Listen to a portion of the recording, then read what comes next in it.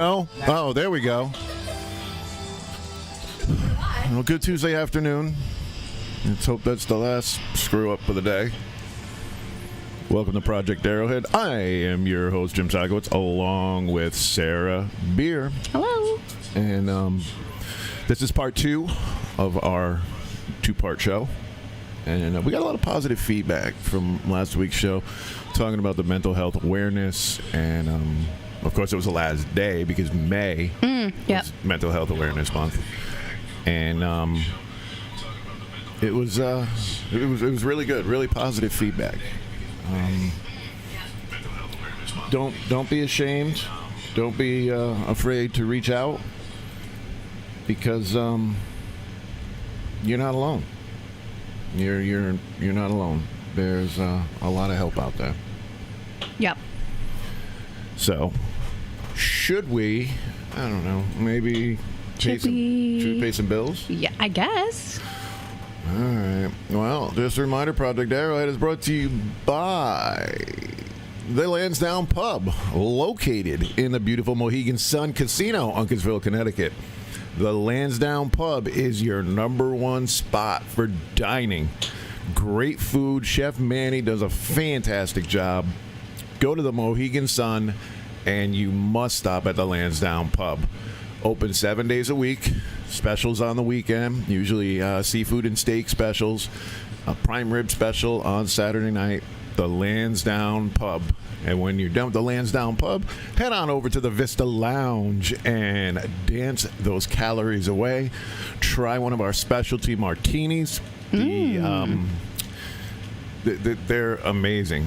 Can you guess what the #1 martini is that everybody requests? I mean, I don't know. Is it a special one or a normal one? It's a special one. I'm pretty sure you can only get it at... Well, then I wouldn't know. I was going to say, like, espresso martini? That's it. Is it? That is it, the espresso martini. Okay. And, again, that is the Vista Lounge, located across from Michael Jordan's, also in the Mohegan Sun Casino.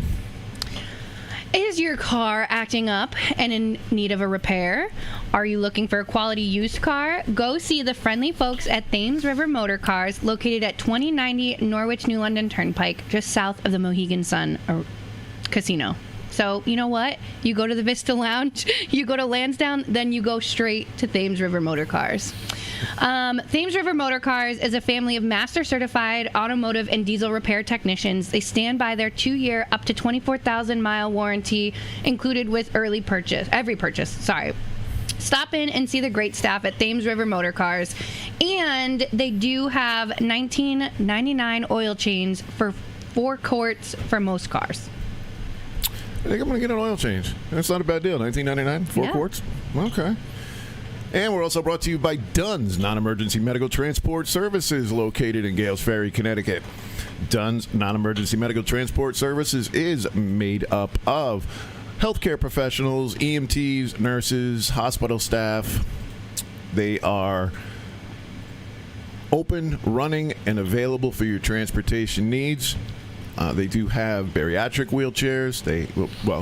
Capabilities for bariatric wheelchairs, normal wheelchairs. So if you have a doctor's appointment and you don't have a way to get there, contact Dunn's Non-Emergency Medical Transport Services. Open and operating out of Gales Ferry, Connecticut. So I don't know if I got this up right. Are you seeing the same thing on that I'm saying, or... Is the title? No. There's nobody there. No, I see people in. Well, that's what I'm saying, but mine's all screwed up. I don't understand why. So, today we are going to have on a Marine, retired Connecticut State Police Sergeant, former resident state trooper of the town of Montville, somebody who I worked side by side with, and let me tell you, it was a blast. Hands down, the best resident state trooper we've had. He really, really cared about the town and everything going on. And I'm floating. By the way, hi Trisha, hi Beth, hi CJ. Everybody's checking in. So, love to see it. So he's also the school security at Montville High School, and we're going to talk about that. We're going to talk about what we can do to keep our kids safe. Like I said, I have nothing but the utmost respect for Sergeant Collins. Him and I, we've always talked, got along great, and he's a good friend, as well as, like I said, he was a fantastic resident state trooper for the town of Montville. So we'll get his opinions and his views on why my microphone just went out. What? Go ahead, talk, because, all right, now I'm back on. You're good. Okay. I'm not going to get frustrated. You jinxed us. You were like, I hope there's no other problems. I just and plugged in then the phone patch, so I plugged in the phone patch so you could hear your caller, and all of a sudden this headphones went. I got to get rid of those headphones. It wasn't the headphones. It was the microphone. Oh, I don't know. that's what happens when we do it live, baby. You just mess with Annabelle too much, and you bring in all kinds of bad. By the voodoo. way, speaking of Annabelle is coming to the Mohegan Sun. Yes. She will be transported with a priest in the protective casing, and you will get to see the actual Annabelle doll, along with other stuff from The Conjuring and some of the Warrens' most famous cases. I don't remember the date. I want to say it's Halloween weekend. Of course. And that's going to be at the Mohegan Sun. It's going to be a Paracon that's run by Tony Spera, who is Ed and Lorraine Warren's son-in-law. And it looks like it's going to be a good time. I think I might go. If I'm here, I'm going to go. Sure. Are you going? I'm there every day. I mean, I work but every to day. the event. But I'll probably be there. I'll probably be working it. Well, come see us there then, guys. Right? Come say hi to Annabelle. Just I want nothing to do with that doll. Just don't touch the case. And don't make fun of it either. Some motorcyclists that went and visited Annabelle when it was up in Northwest Connecticut were visiting it and poking fun at it, and on their way home, they got into a deadly motorcycle accident. So don't mess with this doll. Yep, the boyfriend was taunting the doll, making fun of the doll. They threw him out, and him and his girlfriend left. She was on the back of the bike. He was driving it.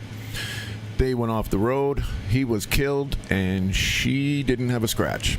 So you don't poke fun of the doll. Trisha says double nope. Steve says nope. You know, I Why think can't about the priest. I can't see any comments. Because you're not on the comments part, bud. I don't know how to do that on the phone. Yeah. Open it up, It's opened up. but not to that. I got to give you guys team member access to Restream so you can see everything There from you everywhere. go. I found live chat. What do you know? Holy crap. So I do have a little bit of good news today. Swipe right. It is actually very, very good news. If you remember, a couple months ago, we had Wendy Brown on the show. Wendy's daughter, who I believe was 20 at the time, was brutally murdered, stabbed 19 times in the face, head, and neck area, and then stuffed in a closet. The individual who was arrested, now remember, he showed up covered in blood. And they pretty much had him dead to rights. Yeah. All the evidence pointed to him. But because the Norwich Police Department went over to the apartment where he was living, and the landlord was in the process of evicting him, and they were moving, he was moving their stuff out. So the police asked the landlord for permission to go in, and he was they were granted permission.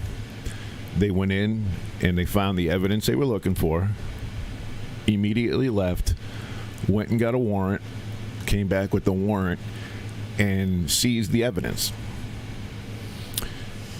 His conviction was overturned because even though this guy was an illegal immigrant who was already arrested for attempted murder and did, I think it was like 18 years, and they attempted to deport him 3 times, and Haiti wouldn't take him back. So finally, ICE released him out into the streets, and within a short time of that is when he killed Casey. So Wendy had to go through the trial all over again. And yesterday, I believe it was yesterday, right? Yeah, I think it was yesterday. Yesterday, Monday, yeah. After only deliberating for the weekend, the verdict came back unanimously guilty. And sentencing will be August 14th. And I think it's fair to say that this scumbag will never see the light of day again. You know what I don't get? What's that? How come they don't do the sentencing the same day? Like, why is there... You got to give time for appeals. Oh, okay. I honestly don't think there's any appeals. I mean, he literally had the conviction overturned, was retried without the evidence that was in the apartment, which was just like, what do they call it? Fruit of the poisonous tree. He literally showed up covered in her blood. Yeah. Okay, so I don't see any more appeals. It would literally just be a joke at this time.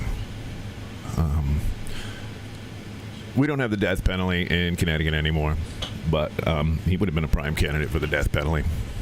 And as it is, he'll never get out of jail. So, well, yeah. Well, I mean, but for Mom, I am so happy. I mean, I already said this to Jim, but it doesn't bring her back. But she has lived so long trying to seek justice for the death of her daughter, and I think finally, it's never going to get easier, but I think there is another burden that is off of her now, knowing that justice has been served. The killer is guilty and found guilty by a jury, and will have everything else come to him that should have happened long ago. And I think what really, why I was really invested in this case, I knew Casey. She was a CNA at one of the local nursing homes. I taught her CPR. She was hilarious.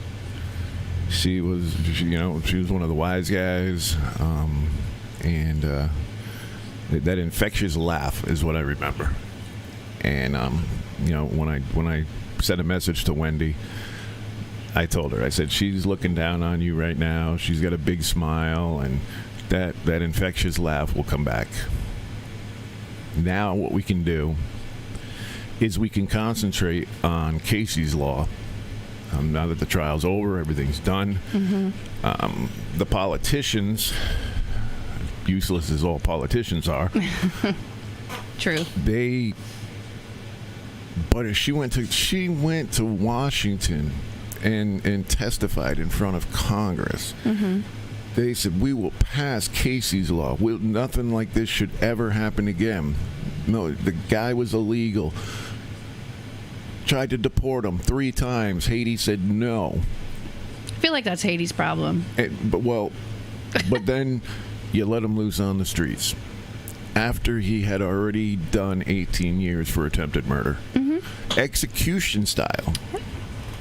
And that can never happen again. Sadly, it will. I'm sad to say, but yeah. Well, the world we live in now is twisted. It's I don't even have a word for it. Do you think it's more twisted now, or do you think it's more televised and more public now? No, it's more twisted now. And the individual we're going to have on today, like I said, he's a Marine, former retired state police sergeant, and just a great guy. And he is now school security at one of the high schools. Is this in Connecticut? Oh, okay. But he's unarmed. So we're going to discuss that. We're going to get his ideas and on what to do. And like he said, he's very passionate on the subject, and he says, well, I'll let him discuss it later, but one of the things he said, he goes, we can pass more laws, but we don't follow the laws we have now. So what good is it going to do? I agree. So we'll see. So I'm really excited for him to call in. who do we got on the show? Who's watching? Trisha, Beth, Steve, CJ. Hey, baby girl. Hey, Buckaroo. There's so much in me because her name is her name on YouTube. I'm not going to say it like out loud if she doesn't want me to, but it's not CJ. And so I always want to call her that name. Well, yeah, it's Colleen. Yeah. But Colleen Juliet. But we all know her as CJ. But when I read it like quickly, I'm like, oh, Colleen, and I'm like, wait a minute, that's CJ. Yep, CJ and Buckaroo. Steve Jones. Yeah. Yep. Hey, Steve. Hope you're doing well.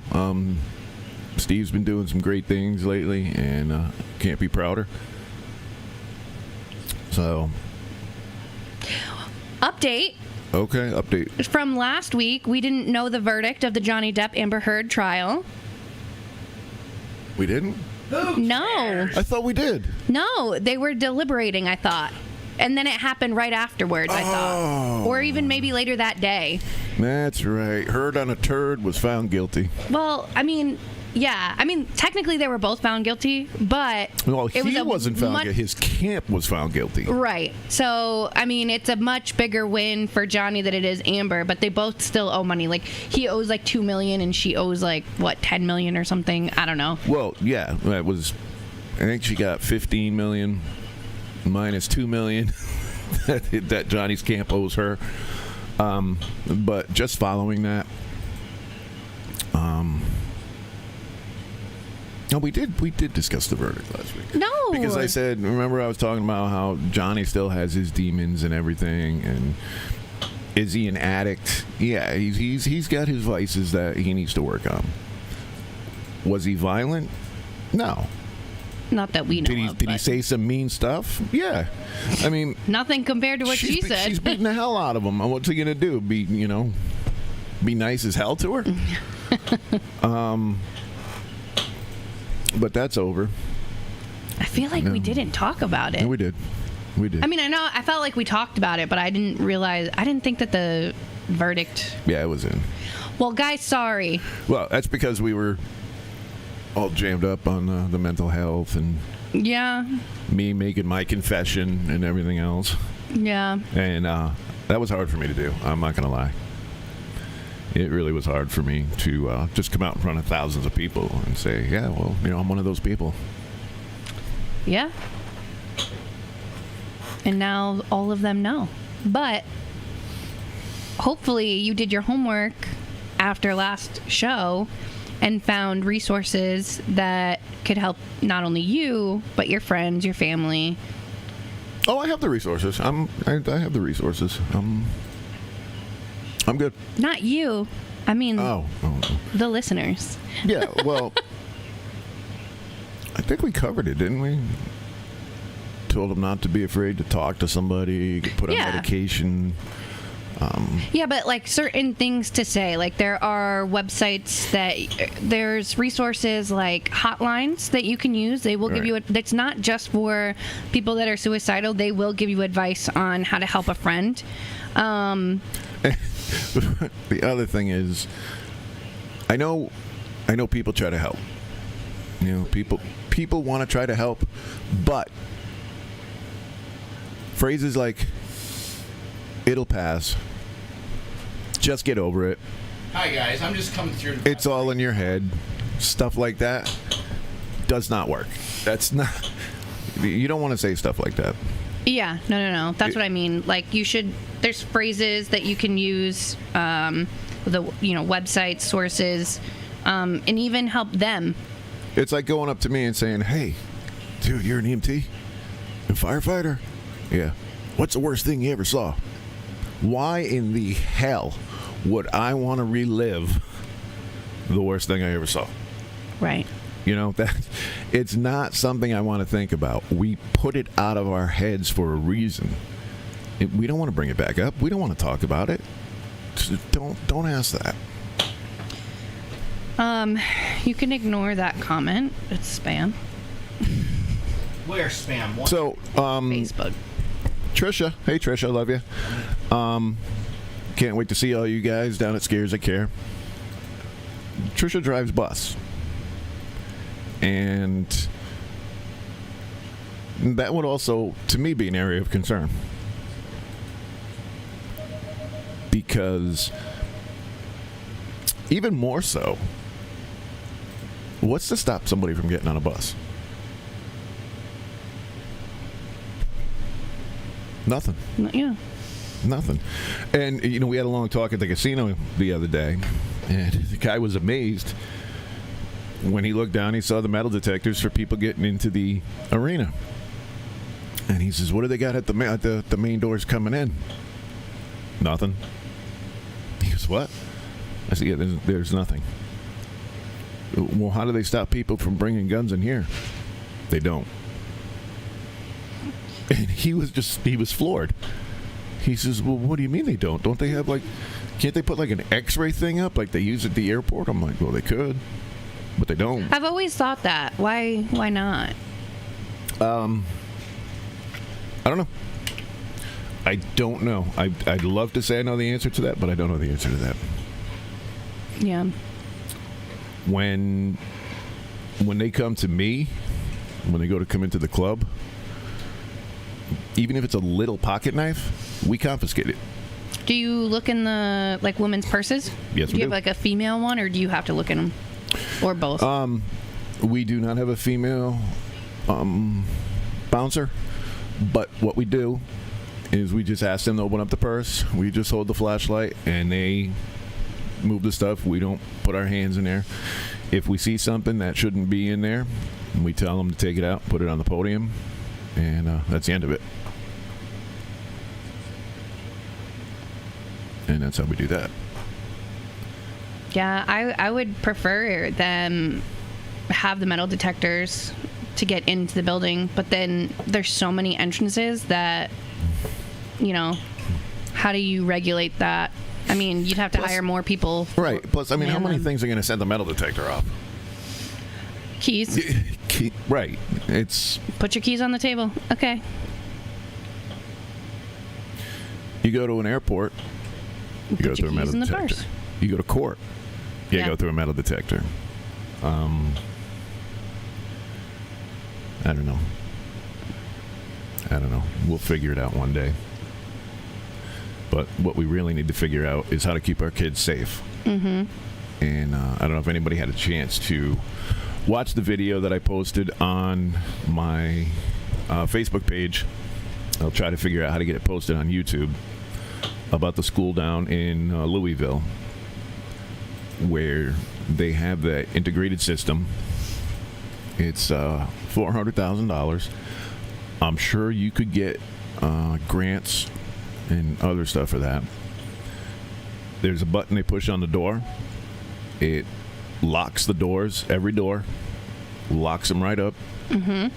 It triggers off an alarm, and I'm talking loud, very loud. The camera system that is in the school is not only hooked up to the school, but it's hooked up to the police department. Oh, so they can, like, live stream it as it's happening? So police have access to that. They can see what's going on in the hallway. They can see where the shooter is. Damn. And then they have the smoke bombs. What?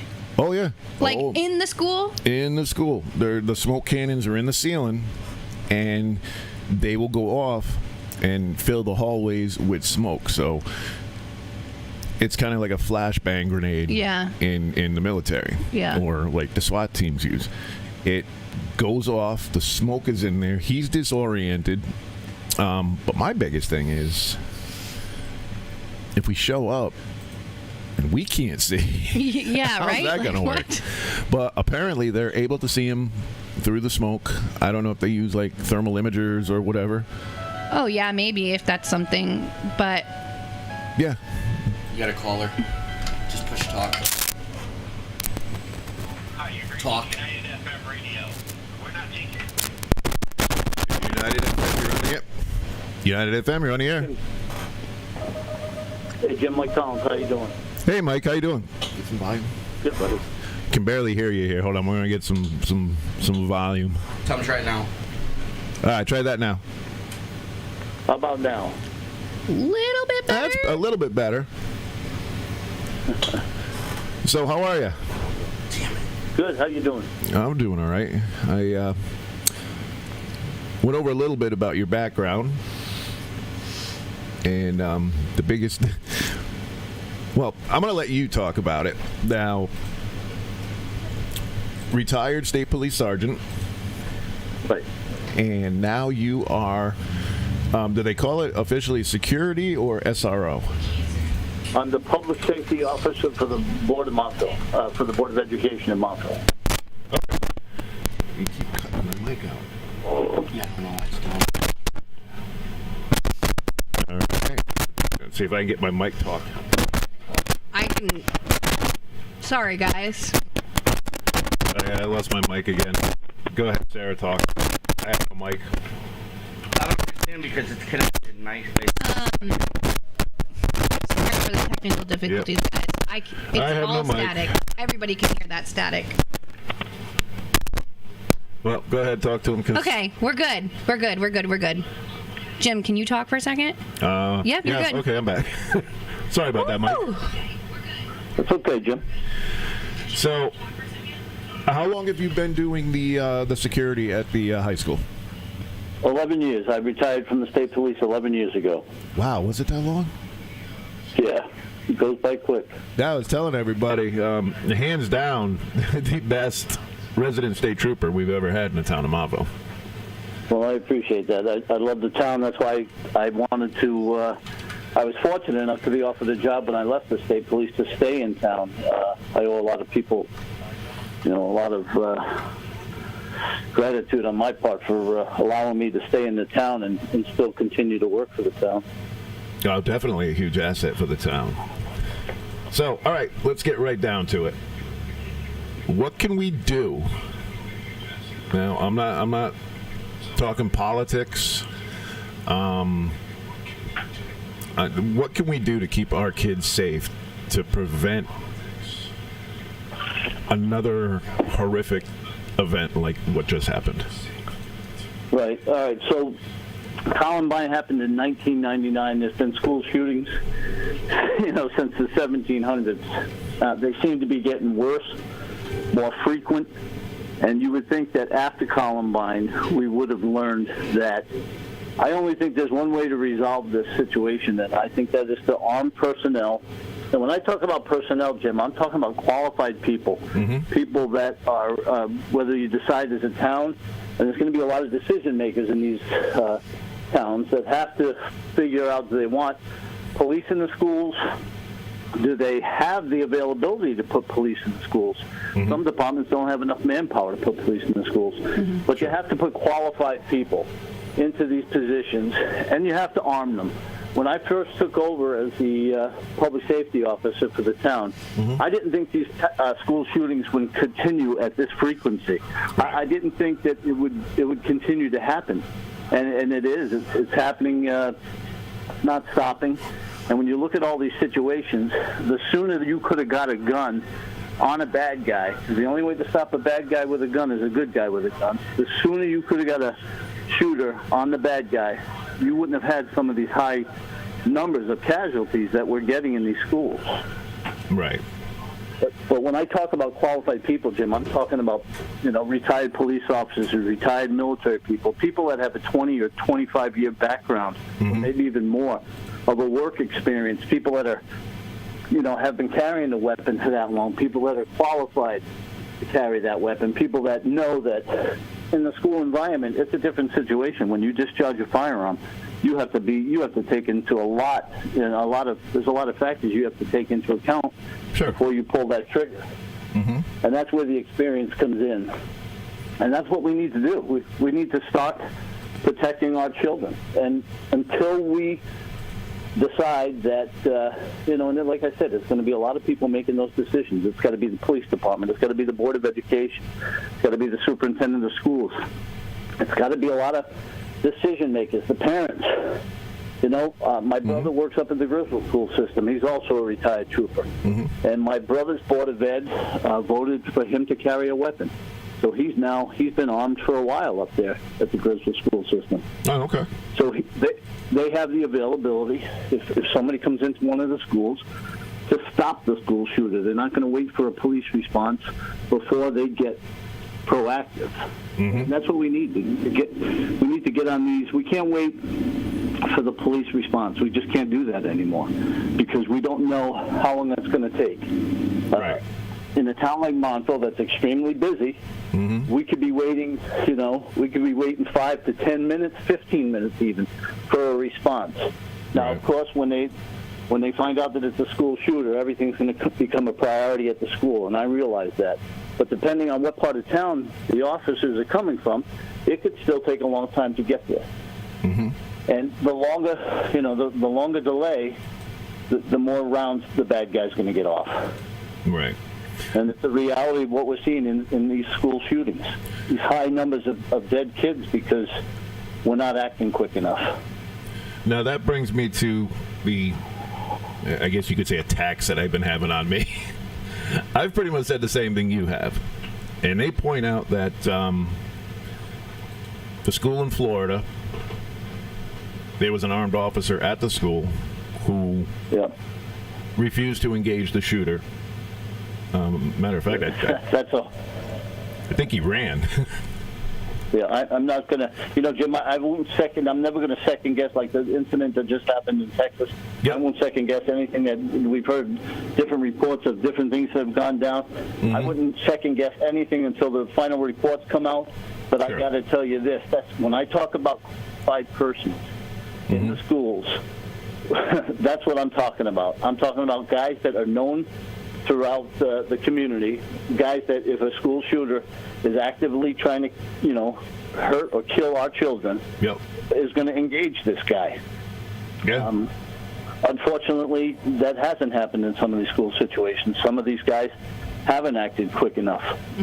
But that's all part of that experience that I talk about where I was in town. I was a resident state trooper there for a long time. People knew me. Oh, yeah. The troopers that we've hired recently, we have a retired trooper up at Tile Middle School now. We have another retired trooper that works with me at the high school. I have a work history of 20 years plus with these men, and I know that they have the character and the fortitude that if somebody comes in and starts to hurt our kids, they're not going to run. They're going to run towards the gunfire. I wouldn't have suggested that they be hired had they not possessed those qualities. Oh, absolutely. Now, let me ask you a question. We don't have somebody at every school, do we? Well, we float around, but we need to get more people in the schools. So we're working on that. We are in conversations about getting more people for the school system. We need more people, and it just comes down to the amount of personnel. I mean, our police department does a very good job. Lieutenant Radford does a great job. Whenever I anticipate that there's an issue with a parent or there's an issue with a child, I can respond. I have responded. Lieutenant Radford, as officers, responded. Lieutenant Radford himself has responded. We've done a good job so far, but we can't keep going to work every day and just praying that it doesn't happen in Montville, because I can guarantee you those schools in Texas, the schools in Denver, all these schools have said the same thing. Well, maybe it won't happen here. And we can't have that mentality anymore. We have to think it could happen here. And what are we going to do about it? Wasn't Newtown, wasn't that like voted the safest city in the country or in Connecticut or something like that? Yeah, I don't know about that. I'm not. It was something like that, and then. Yeah. All right, so that brings Jimmy, me. I looked at the. Go ahead. No, go ahead. I was looking at statistics today online about shootings, and it disturbs me to see how many different news organizations report different things. Of course. Oh, yeah. It's amazing how many statistics are out there, and you don't even know. I was reading article to article, and I didn't know what to believe after I got done reading it, only from what I remember happening and seeing live on TV and knowing that that incident was as bad as they said it was. And then you got the grieving families afterwards. But some of these news articles, they're not accurate. I mean, some of them, the numbers are way, way out of bounds. There's just no way that some of these school shootings are taking place. It's just not happening. Some of these news organizations are reporting things falsely. So, Well, the only thing I can... Go ahead, I'm sorry. I was just going to say, if they just... the news report will report it if somebody walked by the campus with a gun and then classify that as like a school shooting. Or just make it way bigger than it needs to be. It's awful. Well, that gets to another point about the media needs to start taking responsibility for some of these school shootings. First of all, you and I could tell you the name of the two shooters in Columbine High School from 1999. I can't tell you one of the names of the victims. I can't. Right. Did the shooting, and that's a shame. The media needs to take responsibility. Stop showing their social media releases from these kids. Stop showing their pictures. I mean, I honestly believe that it appears to me that some of these kids are in competition with each other when it comes to the numbers of deceased they want. Oh, absolutely. And I think the media has to take responsibility and just say enough is enough. We're going to stop showing their pictures. We're going to stop showing their social media releases that they have done, and maybe that'll cut down on some of this stuff. I really don't know. I just know that the media they have to take some responsibility in this. I couldn't agree more on that. Now, I posted a video on my Facebook page. I don't know if you saw it, but it was it's a school down in Louisiana, and they put in this $400,000 security system, and I mean, I got to say it's pretty good. They hit a button, all the doors in the school lock, so you can't get into that room. Then they have video cameras there's not an inch of that school that's not covered by video cameras. When you activate that system, the door's locked, this loud ear-piercing alarm goes off. The video goes straight to the police, so the police department can watch his every movement. And then smoke cannons go off. So it's basically like a flashbang. You got the loud ear-piercing noise. You got the smoke filling up the hallways. He can't get into any doors. They're watching his every move, so when the police get there, they know exactly where he is. I mean, I thought it was a pretty good idea, but $400,000 is a lot of money. I realize that it is a lot of money, but I think that we need to start realizing that I'm never going to say that more security. I'll never discourage any school from trying to make their children safer, but what it comes down to is when that active shooter gets in the building, and they will get in the building, they're going to get in the building. If they're showing up to your building with a firearm, they're going to work their way into that building somehow. Even if they didn't get into the building, they started shooting through the windows of the school from the outside. You need to engage that individual immediately. He needs to be taken out. And you're only going to do that as long as you have personnel that are qualified and that are on scene when this is going down. I look at it as a deterrent. I hope that in the town of Montville and other towns in Connecticut and in the United States, we get into a real conversation about how to really protect our kids. And that's by putting qualified people into the schools that are armed. Just that alone should be a huge deterrent to let these kids know. And most of these school shootings are committed by former students. And if they know, hey, there's a couple guys behind those doors with guns that are going to shoot back at me, maybe it'll deter some of these little screwballs from going out and doing this stuff. Yeah. Now let's talk about the shooters themselves. I'm not going to mention any names, but with every school shooting, there's been signs. The one down here in Texas, he posted it on Facebook. Now, If I post something that's got a bad word in it, I am, boom, immediately suspended 3 days from it for violating community standards. But yet, this guy puts on that he's going to shoot his grandmother. Then he put that he shot his grandmother. Then he posted he was going to shoot a school. And they don't do anything about that. Well, and this is where it comes down to, from 25 years of being a law enforcement officer, I know that police departments do not have enough personnel to follow social media that closely and monitor it on a 24-hour basis. They just don't have that ability to do that. That would be great to be able to do that.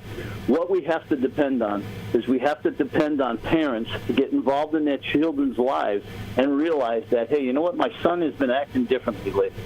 His behavior is disturbing to me. Instead of hiding that behavior or not doing anything about it, you should seek treatment. You should come to the school, discuss with one of the school people, one of the school officials. We have people in place that can talk to the kid. Mm-hmm. We're very fortunate in the town of Montville that I've had a lot of incidents at the high school that have been stopped because these kids, I've worked up a relationship with them, and these kids know that they can come to me, and then I'm going to act on whatever they tell me. Now, when we have a kid that isn't acting right or he says something on social media that we think is disturbing, we deal with it immediately. Mm-hmm. We have, we have the 2 law enforcement officers in the building. We have mental health people in the building. We have we have a staff that can take care of these issues to make sure that there's nothing worse going to happen. But we also involve the police department, and that's huge. The community and the schools staying in contact with their police department is, it's a must. You have to be in constant contact with your police department. You have to have people in place so that you can, the parents will feel comfortable coming forward and saying, I think somebody needs to speak to my son. His behavior's been off lately, but parents also need to know what their kids are up to. If your kid has a gun that he didn't have, you don't know where he got it from, you have to let somebody know that. Parents have to get involved in their children's lives and see, like the kids from Columbine were building bombs outside of the house in the garage area. Yeah. This is what I'm talking about when I say parent involvement. Parents need to know, what are my kids up to? What are they doing? Where are they? Yeah, exactly. If they're in the garage building bombs, you should probably know something about that. Yeah, and Montville's lucky because Tricia says that not all schools are equipped with such resources that you were talking about. Right, and we see it now. There are different communities that are fighting to get what we have in Montville. We're extremely fortunate to have the staff in place that can talk to these children, and sometimes those are the first people to talk to them, and then if they feel like this needs to be discussed further, they'll come and get me, and then if I think it needs to be discussed further, I notify the police department, and the conversation just continues throughout all the organizations in town that are needed to stop this kind of incident from occurring. Like I was saying earlier, with these laws, they want to pass all the. I'm all in favor of background checks. Right. I am an NRA member, but I'm in favor of background checks. But if you stop them there, it's not going to make a difference. Because if they have the money, they can go to any street in any major city and buy whatever they want to buy. You have gangbangers out there who they don't get background checks. They don't buy their guns legally. They'll sell them for the right price. If somebody wants to do harm, they're going to do harm, no matter what these laws say. No, I know. I mean, we all see it in the paper now. I mean, when I was a child growing up, when you committed a murder, the sentence was life or death. Yeah. But now we see people committing murders, and the sentence is 30 years. And I'm surprised by that. I'm like, we need to get tougher with our laws. Absolutely. We need to start locking these people. We have enough gun laws. We just need to enforce them by locking these people up. Mm-hmm. And we need to get stricter with the people that are actually out there committing crimes, because it's got to start somewhere. Yep. The school shootings most of these things have been committed by people that were never even on somebody's radar. They weren't on the police radar. They hadn't been arrested. These are children that are highly disturbed, that have, they have all kinds of mental issues. And that's where the parents play such a vital role in saying, I got to talk to somebody about my child. I'm concerned about him. I think the parents think the kid's going to get in trouble, and that's not the case. Yeah. You've got to come forward. If you've got a concern with your child, you need to come forward with that concern so that people that know the signs, know what's going on, can get involved before the school shooting even takes place. But we're not going to stop them unless we get people into the schools that can stop an active shooting. Yep. CJ just brought up the bottom line. CJ just brought up basically what I was saying, that tech companies need to get in and step up. And she's surprised that Facebook didn't have constraints in place to recognize the threat that he put on there. And like I said, if I put a word that they don't agree with on there, like if you put the word ass on there, it goes against community standards, and within seconds of posting that, you're banned from Facebook for 3 days or for a day or whatever. And there was nothing. Facebook did not do a thing about what he posted, and that can't happen either. They got to step up. Yeah, these corporations are better equipped than most towns and cities in the state to actually put people in place to do that. We don't have the resources. The towns and cities are already stretched. Mm-hmm. We don't have the resources to be monitoring social media. We just don't have that. It's not going to happen. Yeah. But Facebook and Snapchat and all these other corporations that are, these are billion-dollar corporations. They should be, and this is what I talked about before, with responsibility with the media, whether it be, social media or the outlets, ABC and NBC and all these organizations. They have to hold some responsibility to this. Mm-hmm. They have to look and say, what can we do? They're always asking other people, what laws can we change? Why don't you take a look in the mirror and say, we're going to stop showing these people's faces. We're going to stop making these popular in society with other kids. Knock it off. Stop showing them. Yep. Stop mentioning their names. Stop. Yeah, absolutely. Right. And we also have a responsibility, too. I mean, if you saw that post, you should call the police. You should report it, and report it on Facebook. Report it, to your police. If you don't say something and then you see that person go shoot up a school, how are you going to feel afterwards? Oh, wow, I guess. Well, and let me just tell you this. This is where the proactive side of, the police take a bad rap, and they've been taking a real bad hit, especially since I retired. Over the last few years, mm-hmm. Police departments have been getting strangled by the media. Oh, yeah. But a lot of police departments won't. We had an incident where a young man had mentioned that he was going to bring a gun to school, and a resident trooper that was covering one of the schools at the time had said, a kid came to him and said, my friend told me not to take the school bus. The resident trooper looked into the situation, and the kid's intention was to go to school that next day and shoot up the school. Well, the kid gets arrested. He goes through the system, but because he's a juvenile, you're not going to hear that. That's not going to make the media.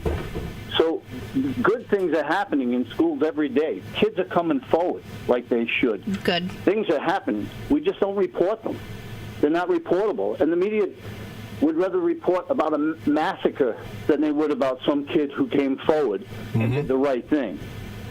But it happens every day. We have good kids who stand up and say, hey, this is concerning me, this child's behavior is concerning me, and we look into it. And we're very fortunate in Montville to have the people in place that we do that can recognize this is a potential problem. Let's take care of it.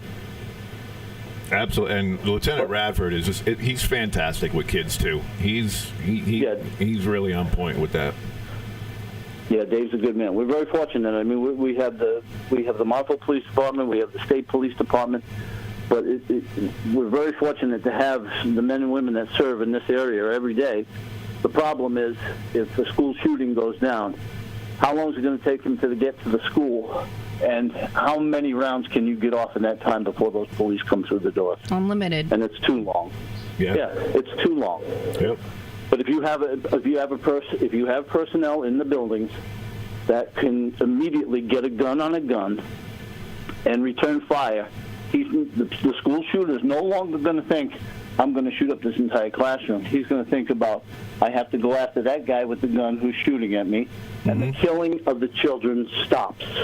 And that's what we need to do. These numbers are getting ridiculous.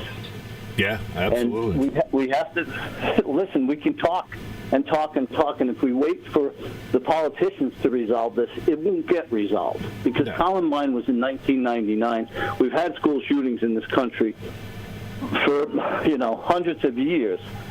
And the thing is, we need to act, but we don't need Washington, D.C. We don't need Hartford. We can make these decisions at the local level. The Board of Education can make this decision along with public safety committees and police departments. These decisions can be made. We just got to do it. We just got to do it. Somebody brought up a good point the other day. From the 50s, I think, right up through the 80s, maybe the 90s, some schools used to have a gun club. Yeah. And, well, we had a rifle club. Yeah.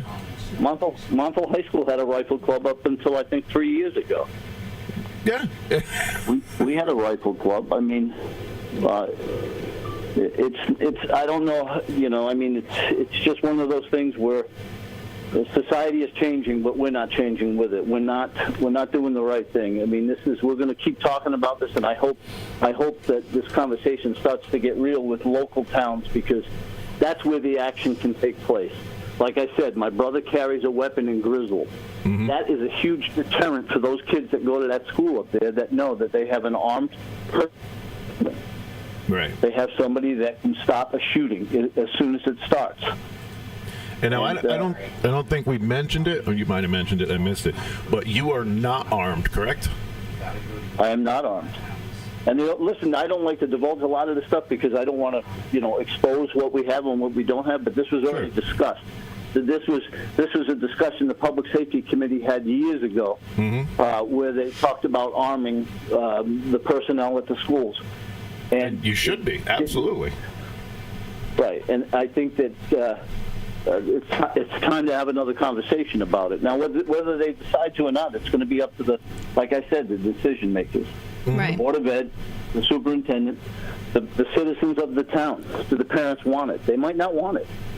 And those are the people that will have to make the decisions. But if we wait for the people in Washington, D.C., if we wait for the people in Hartford, we're just going to have more children get killed. We did an active shooter drill at the high school. I want to say it was maybe 5 or 6 years ago now. And we could see, I mean, it was definitely not perfect by any stretch of the means. It was a lot of stuff we needed to work on, but we haven't had another one since. And I think that's another big thing, getting all the services, not just the PD, the fire departments, the ambulances, everybody on the same page, so that, God forbid, something happens, everybody's ready, they know what to do, and they just do it. No, I agree with you, Jim. When I was a resident trooper, I used to put a schematic of all the school buildings into cruises. So that when somebody said, hey, there's a school shooting at, school B, when you got there and they said the school shooter's in the library, you had a schematic to say, okay, I've never been in the school, but I'm going to find the library. Right. But if you can get your officers and your fire personnel into the buildings to familiarize themselves with the buildings, you're saving yourself a ton of time right there. Sure. If the personnel responding are familiar with the buildings, that's a lot of time they save, and it's a lot of lives they can save in the meantime, especially for the first responders. Oh, I see Richard's comment now. Blumenthal and Murphy said armed guards are a hazard to students. They do not want armed guards. Further, armed guards do not have police powers. Well, we don't have police powers. He's correct. That's the only thing they said that's correct. Because once again, both senators are opportunists. You don't see them. They never do anything for the state. They don't talk about the state until we get something drastic happen, and then they're both all over the news. And they're usually the first, too. And what has happened? Are we any safer since Newtown? Nope. No, we're not. Nope. We're not safer. And that's what I said. We can't worry about what D.C. is doing. We can't worry about what Hartford is doing. We need to act as local communities. These towns have to act. The boards of education have the right to put armed personnel into their buildings. That's their right. All they have to do is give approval, get trained personnel, and they can put them in the schools. I read in the paper today that Old Lyme, is now discussing arming the troopers they have down there. They have a couple retired troopers in the building. Good. It's got to be a discussion. We have to do something about this because these school shootings are continuing, and all we do is talk. Talk.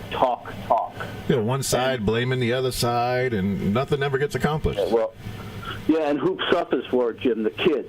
Once again, you got families without children. You got murdered children because nobody did anything. Because the politicians, all they do, they use it as a platform to run on. They use it as a platform to get their face on TV. It's disgusting. You got kids dying all over this country, and nothing has been done in Washington. Nothing's done at the state level. But it has to happen at the local level. We need to get people to start acting. We need parents to realize they don't need to wait for Washington, D.C. or Hartford. They can do it at the local level. They can get armed personnel into their schools tomorrow if they want them. They just have to act. Sure. I think but I'm afraid, it's just fallen on deaf ears, but it's been 23 years since Columbine. How long are we going to let this go on? Yeah, I honestly thought that after Newtown, we'd never see anything like this again, and it just, it ripped my heart out. While Newtown was going on, a lot of people don't know, I had a field trip at the firehouse, and it was all the first graders from Mohegan School. And they were laughing and having you know how I am with the kids. They're putting the gear on. They're having competitions to see who can put the gear on the fastest.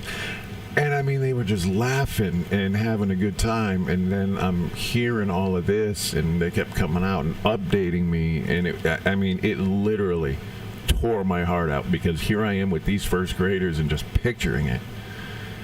And I prayed to God we would never see anything like this again.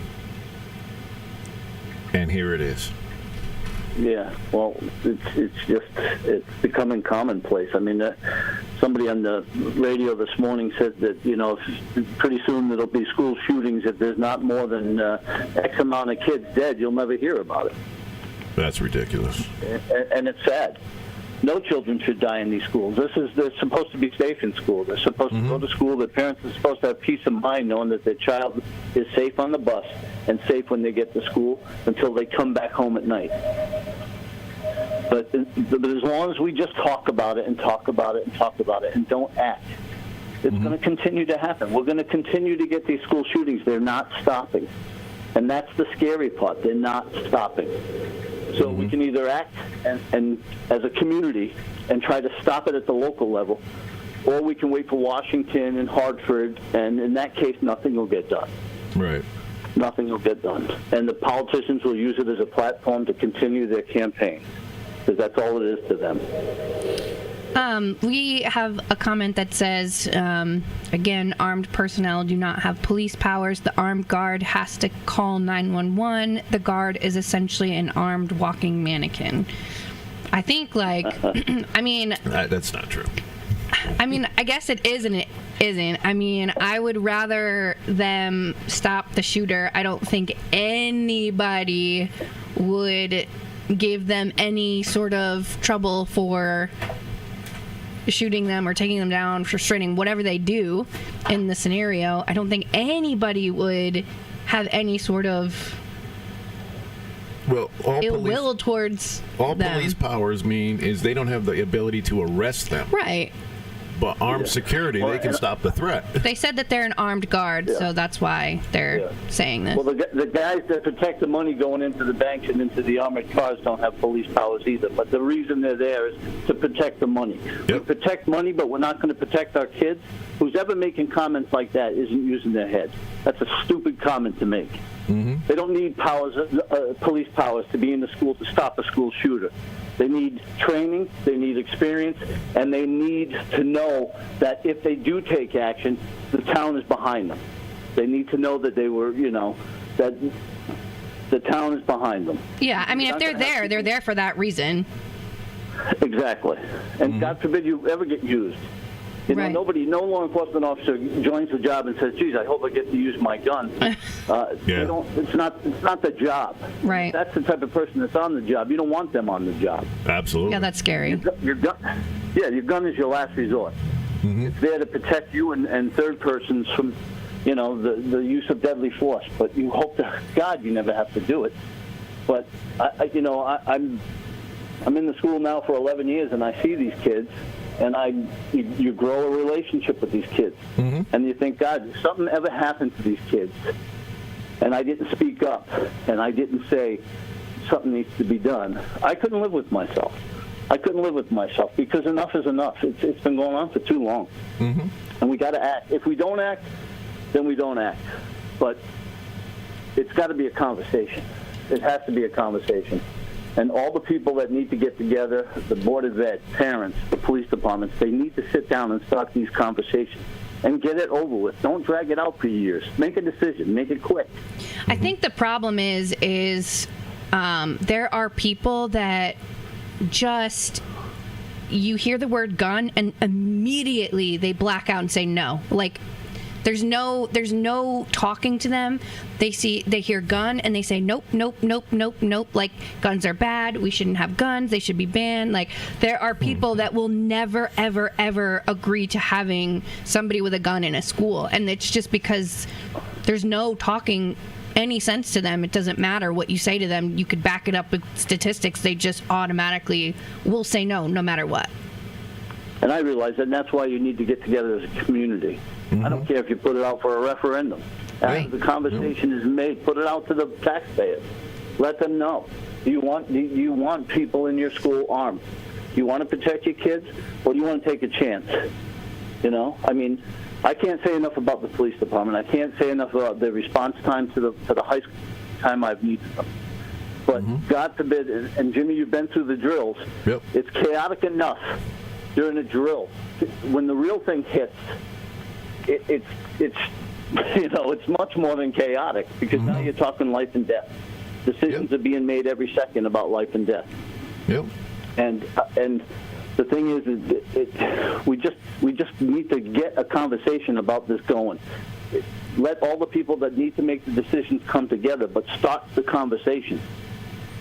I mean, after Newtown, we had a huge meeting at the high school in the auditorium, and we discussed all kinds of stuff. I mean, we had a memorial. People spoke, and then it was never mentioned again. Yeah. Well, and you got to remember, in these local communities, like any local board of education, there's new people coming on every couple of years. Somebody else is getting elected and put onto the board of education.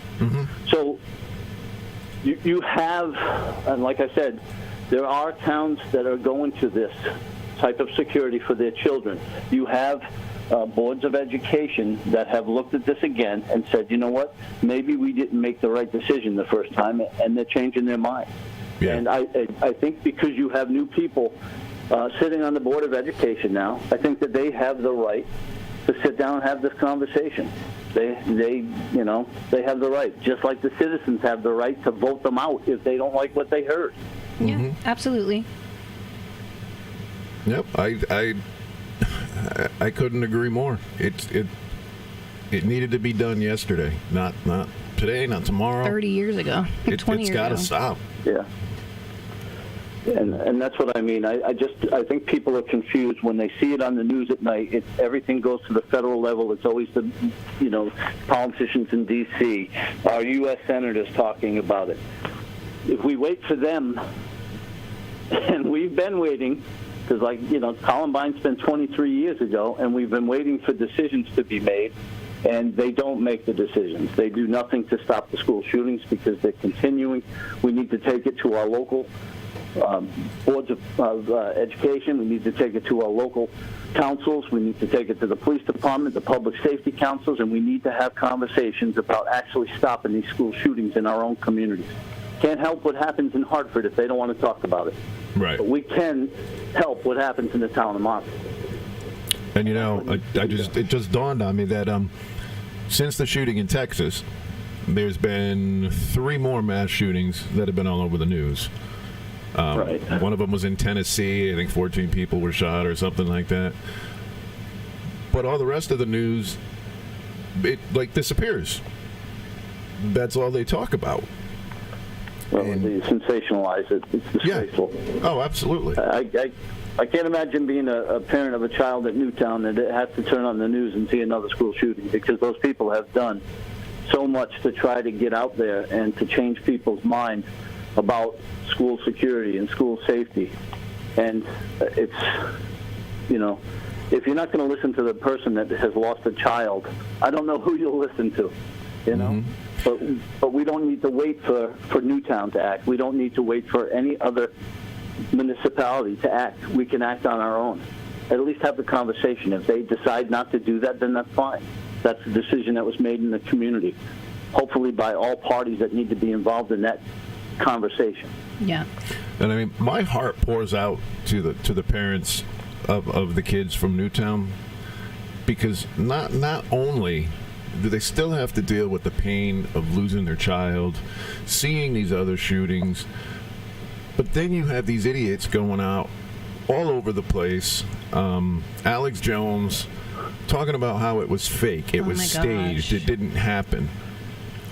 I would lose my mind. Honest to God. Well, I don't know how a parent could sit and watch that go on. I like you said, you'd lose your mind. I don't know. To me, it's just more people using the media to their advantage, because you got to look at how much FaceTime and press time did Alex Jones get off of making those ridiculous comments. Mm-hmm.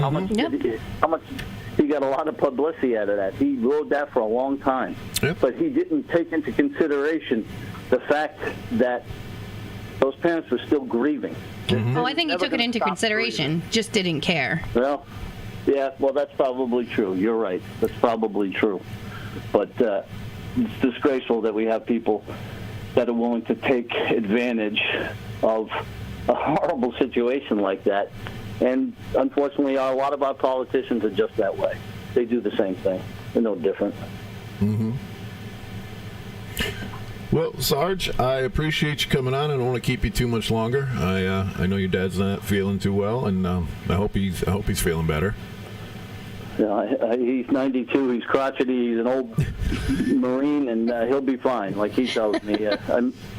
He complained the other day because he was out and they had him out. He broke his leg, so he's in a rehab. And he said they had him outside playing ball with old people. He's 92. He was outside playing with old people. It shows you the mentality. My old man will be fine. I see where you get it from. Hey, thank you for having me on your program. Thank you very much for coming on. All right, Jimmy. All right, Sarge. Talk to you soon. Bye-bye. Bye. Don't worry about the phone. I think... Okay. My mic didn't go off. Yeah. Mike's just a great guy. I really enjoyed my time working with him. Obviously, me with the fire department, him as a resident state trooper. He brought back the neighborhood watch in Montville. And it was... since he left, it's gone. But one of the biggest things, and we addressed it, is if you see something, say something. Absolutely. That Facebook post, somebody saw it, and Facebook, you should be ashamed of yourself. You will ban somebody for using foul language, but yet when somebody puts on there that they're going to go kill kids, you don't do a damn thing about it. I wish there was a way they could hold Facebook liable too. You know,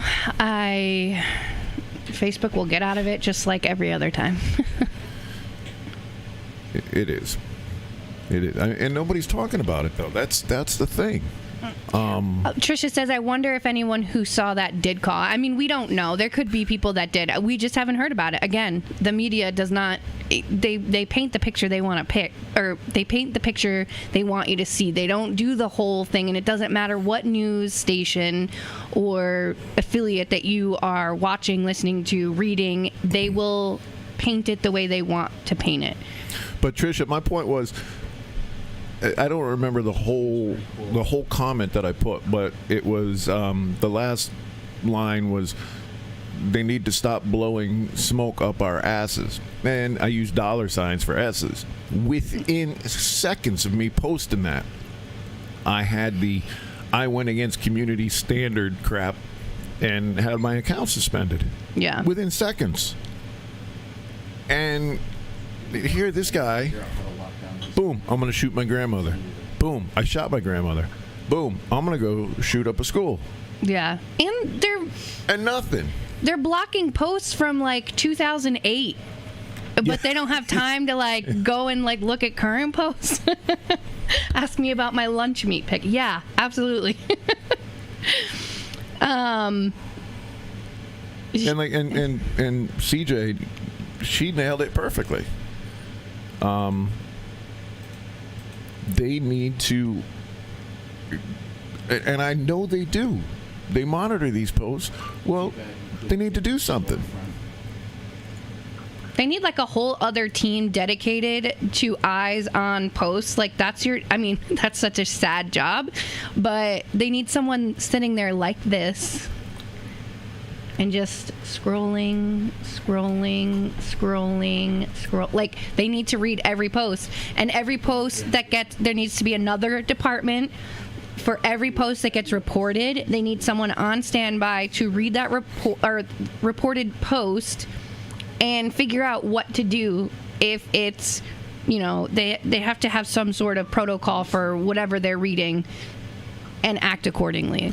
Well, CJ writes computer programs, and I'm sure there's one where if you put certain words on it, bomb, shoot, something like that, it'll red flag, and then all you got to do is look at the red flags. Well, I think that's what Facebook has. I think it's just not they need to make it better.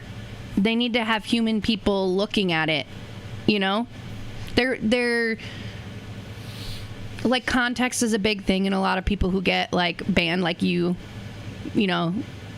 or like my post when I said effing French. I didn't mean the country or the people. I just meant the class. I hated French class, okay?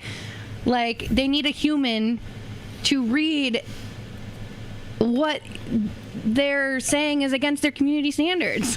Right. Some things it'll be good for, but other things like that, right. No. Right. Well, they could at least say, like, oh, wow, somebody's saying they're going to shoot up something. Maybe we should do something about it. Like, I'd like to hear about a Facebook worker who maybe saw that post. What did they do? I'm not trying to say, like, hold them liable, but some accountability. Facebook is it's so stupid to say this. Facebook is such a big part of today's society and relationships, how we communicate with people. Oh, did you see that on Facebook? Oh, did you hear what happened on Facebook? Like, nobody talks face to face anymore.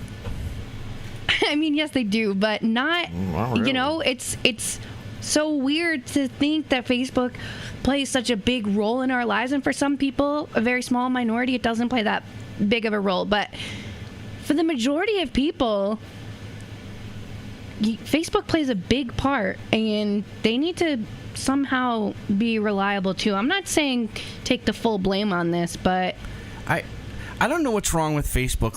They've gone full retard on everything. Just hey, that's not nice.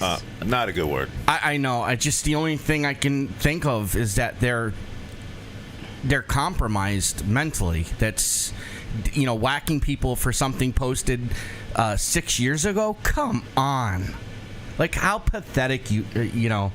Oh, I have local breaking news, by the way. What?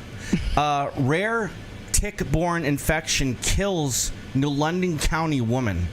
A New London County woman died after being infected with the Passawan virus, according to the State Department of Public Health. So if you're out there hiking or in the woods or whatever, be careful, because apparently the ticks are now carrying the yeah, that's not new. That's not new. It was just posted. I've never heard about 22 minutes ago. I've never heard of that. That's not. I mean, that's not new. It's definitely been a thing for a couple years now. Really? Well, no one's died of it. Yeah, no, I'm pretty sure somebody in New Haven County died last year or the year before. It's mostly been affecting animals, but it is. I mean, it's not brand new. Well, this woman in her 90s was killed by it. Oh, in her 90s? Yeah. I mean, maybe there was an underlying medical. I mean, who knows? Anything's I don't possible. know. Anything's possible. I have to look it up and get some information. Well, apparently the victim became ill early May and admitted to the hospital with a fever, altered mental status, and other symptoms, according to the State Department of Public Health. Her condition worsened and she became unresponsive over the next 2 weeks. She died on May 17th. The victim had a known tick bite, which was removed 2 weeks prior to the onset of symptoms. So the incident reminds us that residents need to take action to prevent tick bites. Absolutely. Now like through late fall. Too. I never even knew there was such a thing as monkeypox. Yeah, I don't even. Well, it's only called monkeypox because they experimented on monkeys, right? Or something? I have no idea. They always experiment. When I worked at Pfizer's, I mean, the vivariums, they're loaded with monkeys and dogs and all different kinds of animals. It's really sad. Yeah. But yeah, check your legs and arms and body for ticks. I have an irrational fear of ticks, and I wish I was kidding when I said that. But Why do you think I shaved my head all summer long? There's going to be no tick in my hair. yeah, that's a story for another day. But yeah, that's nothing new. But it is dangerous, and I'm pretty sure with that one, I could be wrong, and I could be mixing this up with another one, but I remember reading that tick bite can infect you really quickly. Like sometimes they say, if the tick just bit you, it can infect you for like X amount of hours until it's like feeding on you. But I think this one's within. I got to look that up. A few minutes. Oh, so did I tell you I screwed up? Which time? No. Wow. What the heck? What do you mean, which time? I'm just kidding. Jesus. So, Detective Saffiati, if you're watching, it's your fault. Literally. So, my pistol permit was getting ready to expire. He goes, "Oh, don't worry about it. You got time. Just go over to Troop B and do it." I'm like, "Are you sure?" He goes, Yeah, you can go right over to Troop B and do it. I said, "Okay." So, 2 days before it was set to expire, or the 90-day... I was going to say, which one? The grace period? 30-day grace period or whatever it was. I go over to Troop B to do it, and they're like, "Oh, no, we're still not doing in-persons. You got to mail it in." Oh, great. And I'm like, "I've got 2 days." Express that. Needless to say, it got there a day after the expiration. I got a letter back telling me I have to do it all over again. Thanks, buddy. So that means I got to go redo the fingerprints. I got to redo the whatever the hell, the background check. Then you have to wait the 60 to 90 days again. No. From your town? Yeah, I'll get that. I've already had it. Yeah, but it'll come in right away. Now, even when I first got it, my record's clean. No, I know, but there's still a process your town has to follow. Like, you do the fingerprints, you do your application with your town. Yeah, they send it in right away. It only took a couple weeks. Right, And they then- have a time. Yeah, and then once I got that, it was like 2 or 3 weeks. Got it back, and then I took that right up to Troop E and got it initially. So I'm hoping by the time I redo it, I'll be able to just drive the 2 minutes to Troop E, get it done, get the picture taken, get my pistol permit back, and then not listen to you anymore, Detective Saffiati. Is that the one that's right on 395? Yes. That's where I got mine. I was in and out. Yeah. Oh, yeah. Yeah, once you have the other thing, you go in there, they take the picture, and boom, you're done.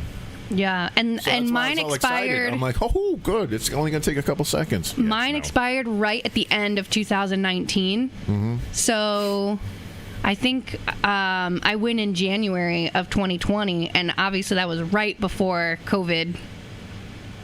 So I Right. just missed the, well, we're not doing this right now. Well, I mean, honestly, I've had my pistol permit. I think it was like a 5-year permit, something like that, 4 or 5 years. I got something breaking from NBC Connecticut about 20 minutes ago regarding shootings. Oh, lovely.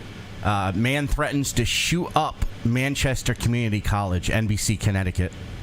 A man was arrested after being accused of threatening to shoot up a Manchester Community College and then kill himself, according to police. More information on NBC Connecticut if you want to take a look. Well, Wow, alrighty. can't go one day, can we, Jim? Nope. Nope. Well, we literally just got done talking about that. So what I was saying is, have had my pistol permit, and I don't know, for whatever reason, I just never carried a pistol. You know, I got it, so if I wanted to get like an armed security job or Cough, cough. I would do that. I would do that. Honest to God, I could see you doing that. if I had the opportunity to protect our kids, I would do it in a heartbeat. So I was going to go work Millstone, and I mean that's major security. You know, walking around armed like the military. Well, because I broke my neck, I didn't even go through the process. They disqualified me right away. Wow. So I'm like, whatever.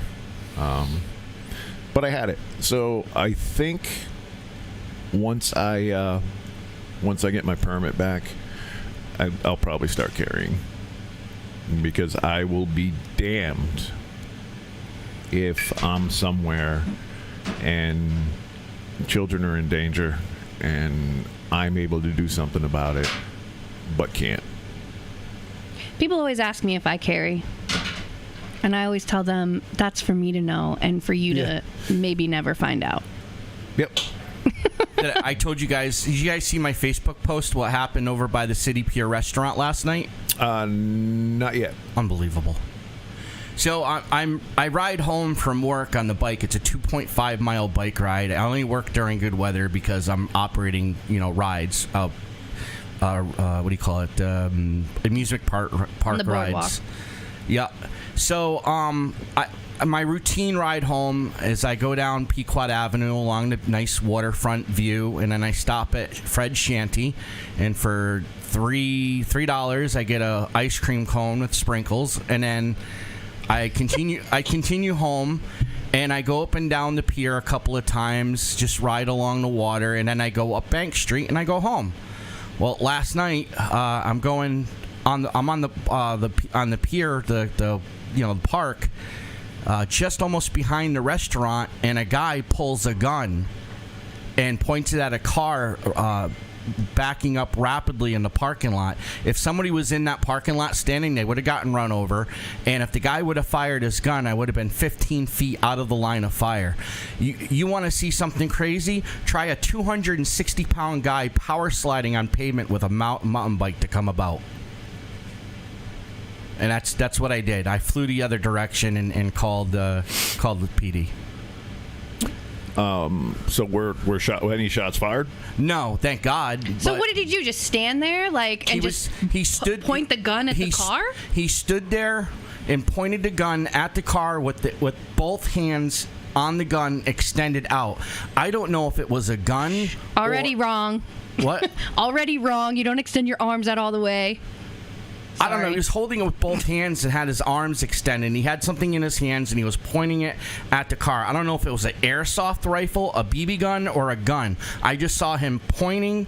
It looked like a possible gun in his hand, and I whipped around in the other direction. And for me to have for this, I'm 47 years old. I've never seen someone pull a gun before. It's ridiculous that I can't even ride home from work in my own city and not possibly get shot at. Yeah, I mean... It's out of control. Absolutely out of control. This is what I think. These gun laws are ridiculous. What should happen if you get caught with a gun and you're not supposed to have a gun, you should serve life in prison. There should be an ultimate penalty for firing, shooting at someone. If you shoot at someone... and it's wrong. If you're carrying a gun and you're not supposed to be carrying a gun, you get life in prison. That's it. Lock you up forever. That's where you belong. I don't know about life, but definitely. How else are we going to scare these people? They go to jail for a couple of years for having a gun. Whoopie-doo. They're back 3 years later. They're back out dealing dope. They're back out there with the gun, and they're putting bullets through people's windows and killing 3-year-olds. So when does it stop? Well, if you kill somebody, absolutely. But if you use a gun in the committing of a crime. Life. Automatic 25 years. No. No life. less. You can't give them. You're not going to get life. Then we're going to continue to have bullets flying through our windows and killing our kids and all this bull crap going on. But you're not. If you give them mandatory 25 years with no early release, that's going to teach them a lesson. I say throw them in a tar pit. Send them all to set. Listen, there's this island that they all can go to. It's a permanent vacation. The locals will love them. It's called Sentinel Island. We can send them all there. It's a tropical island. Keith, it's so beautiful. Fired up. No, it's Sentinel Island. Trust me, look it up. Sentinel Island. They'll love it there. That's where they belong. I'm sorry. I'm sorry, but I thought I almost got shot last night. So yeah, I'm a little fired up. What do the rainbow sprinkles have to do with it? That's my question. It's called detail. It was painting a picture of this lovely day. It was a lovely day. I have an awesome job. I love my job. I get to work with kids all day, and it's the coolest job I've ever had. And I go home. I have stopped for my ice cream. Go down the pier. Maybe have a beer at the City Dock restaurant, and then almost get shot in the process. Everybody is essentially thinking you're off your rocker, just so you know. All right, have a gun pointed in your direction and see if you go off your rocker. Honestly, I think, yes, having a gun pointed at you can be very scary, or just seeing it out, quote unquote, in the wild. But, again, I think, the person that's pointing the gun, like Trisha says, a law-abiding citizen isn't going to just pull out a gun on someone in public for no reason. Like, it's not the people that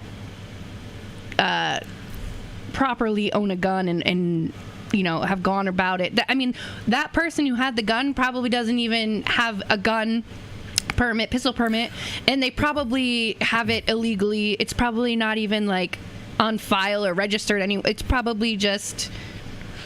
Now we got these ghost guns. They're manufacturing ghost guns. You hear about that? Yeah. All right. Well, we're running out of time, and I have a beer run. So you're gonna sing the song? No, you can sing it. B-double-E-double-R-U-M beer run.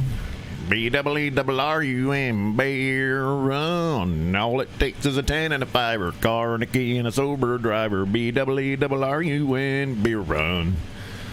All right. What? It's a Sakowitz. Wait, how do you say your last name? Sakowitz? Sakowitz run. Sakowitz. It's not really beer because it's not my run. It's a beer run. It doesn't even. Whatever. So. All right. I'm probably gonna yell, swear, because I'm a little pissed off. Oh God.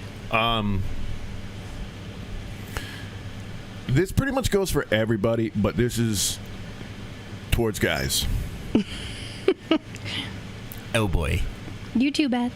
Cut the shit. Stop playing fucking head games with women, belittling them, trashing them, because you're an insecure little douchebag.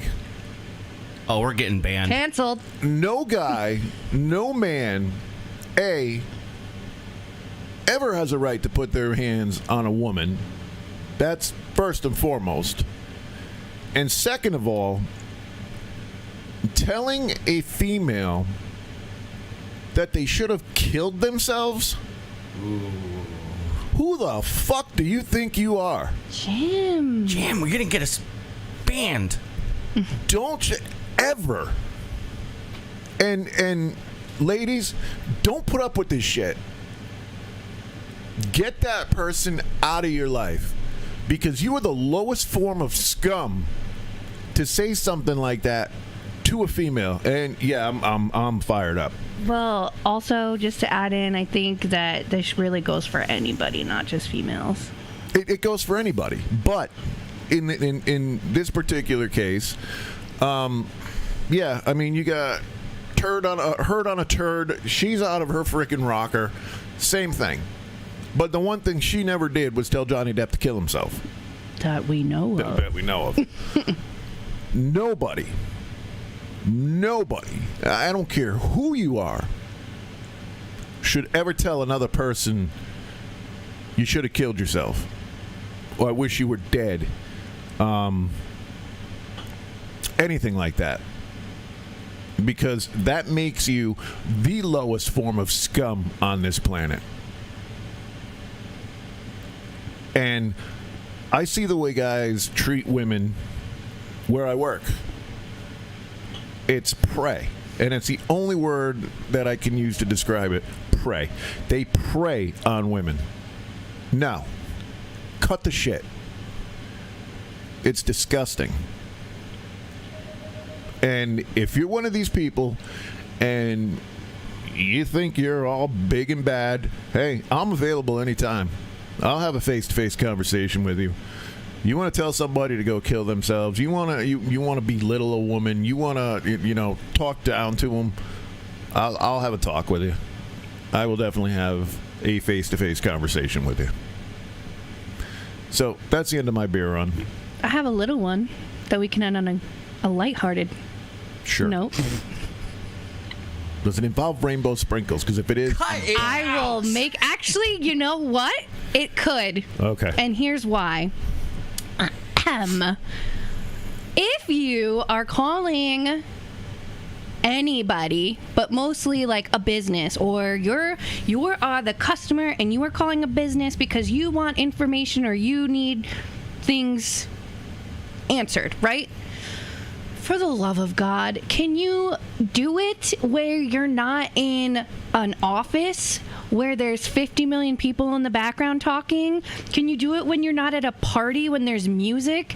Can you do it when you're not going through a drive-thru and ordering an M&M McFlurry with rainbow sprinkles? I said chocolate sprinkles. What's wrong with you people?